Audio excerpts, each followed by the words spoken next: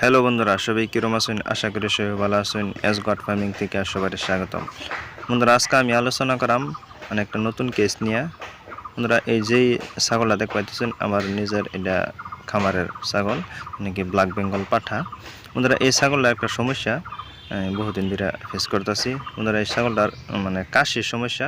বন্ধুরা, অন্য কোনো সমস্যা নাই, খাওয়া দাওয়া সম্পূর্ণ ঠিক আছে, কোনো অসুবিধা নাই, জ্বরও নাই, খালি শুধু কাশির সমস্যা। বন্ধুরা, এর আগে আমি বহুত জাতের মেডিসিন ব্যবহার করছি, মানে খাবার মেডিসিন যেগুলি ট্যাবলেট ব্যবহার করছি, কিন্তু কাশির সমস্যাটা গেছে না। বন্ধুরা, এটা নাহের মধ্যে দেখলেন এবার ছাগলের কোনো পানি নাই, কোনো বা ডিসচার্জ নাই, তাই শুকনো কাশি বললে কোন যা। এর আগেও আমি বহুত ট্যাবলেট ব্যবহার করছি, কিন্তু কোনো কাম দিছে না। কিন্তু আমি এখন ইনজেকশনও যাবো, কি ইনজেকশন আমি ব্যবহার করি সেটা এনের লাগে শেয়ার করাম। বন্ধুরা, দেখুন এনে করে একটার পর একটা ইনজেকশন দেখাইতেছি, কি ইনজেকশন এনের ব্যবহার করবেন। বন্ধুরা, এই সমস্যাটা শুরু বা বেসাইডা দিন, তাহলে কিন্তু ভবিষ্যতে কিন্তু বড় ধরনের সমস্যার সম্মুখীন হবার হয়। তাই এনারা শুকনো কাশির সমস্যার লিগে এনারা দ্রুত ট্রিটমেন্ট করবেন। বন্ধুরা, যেই ইনজেকশনটা আমার কাছে দেখ পাইতেছেন এর নাম হইতেছে ইনরোফ্লক্সাসিন বা ইনরক্স ইনজেকশন। বন্ধুরা, এই ইনজেকশনটা ব্যবহার করার নিয়ম হইতেছে কিরা, 10 কেজি বডি ওয়েটের মধ্যে 1 ml, মানে 10 কেজি বা 20 কেজি বডি থেকে 2 ml ইনজেকশন ব্যবহার করবেন। বন্ধুরা, এইভাবে 10টা মেলাই নেবেন।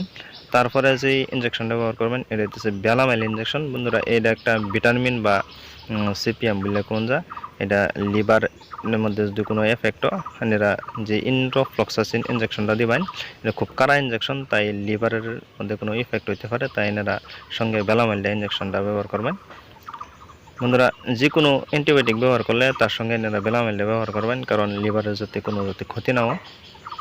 তারপরে এনারা যে ইনজেকশনটা ব্যবহার করবেন বা আমি ব্যবহার করলাম এনে করে দাইতেছি, এটা হইতেছে গিয়ে অ্যাভিলিন ইনজেকশন।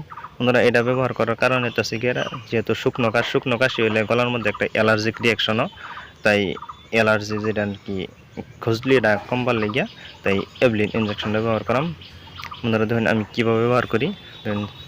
শুধুমাত্র মানে আমার কোনো মানুষ নাই, তাই আমি এলকা ভিডিও করতেছি, তাই আমি এমনি করে সেরকমভাবে দেখাবার পাই কিনা তাও চেষ্টা করলাম। দেখুন আমি ঘাড়ের মধ্যে ইনজেকশন করতেছি, কারণ পিছনের সাইডে কোনো দিন ইনজেকশন করে না যায়। পিছনের সাইডে ইনজেকশন করলে ছাগলের মানে যেন চলাফেরা অসুবিধা হইতে পারে, কোনো নার্ভের মধ্যে যদি হয়ে যায়, তাই আমি সবসময় ঘাড়ের মধ্যে এনে ইনজেকশন করবার চেষ্টা করবেন। বন্ধুরা, আমি যে সুযোগ সুবিধা হয় কীভাবে করে লাগে এনে করে সুন্দরভাবে দেখাই দিলাম। দেখুন আমি কিন্তু শুধু খালি এনে করে দেখাইতেছি যে আমি কী ইনজেকশনটা করলাম। একের পর একটা ইনজেকশন দিয়ে দিলাম, 2টা ইনজেকশন দেওয়া কমপ্লিট।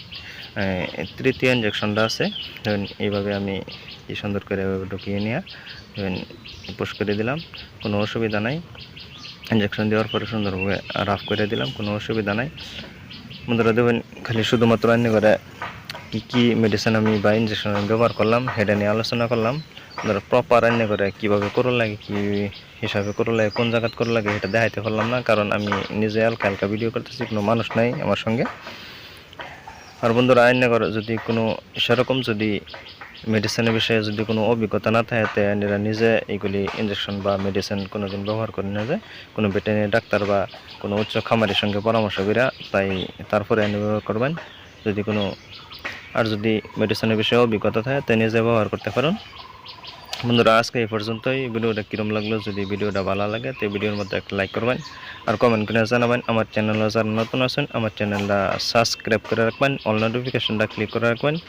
বন্ধুরা, এই ভিডিওগুলি যারা নাকি নতুন খামারি উদ্যোক্তা বন্ধু আছে তাদের কাছে বেশি বেশি করে শেয়ার করবেন। বন্ধুরা, সম্পূর্ণ ভিডিও দেখার জন্য সবাইকে অনেক অনেক অনেক ধন্যবাদ।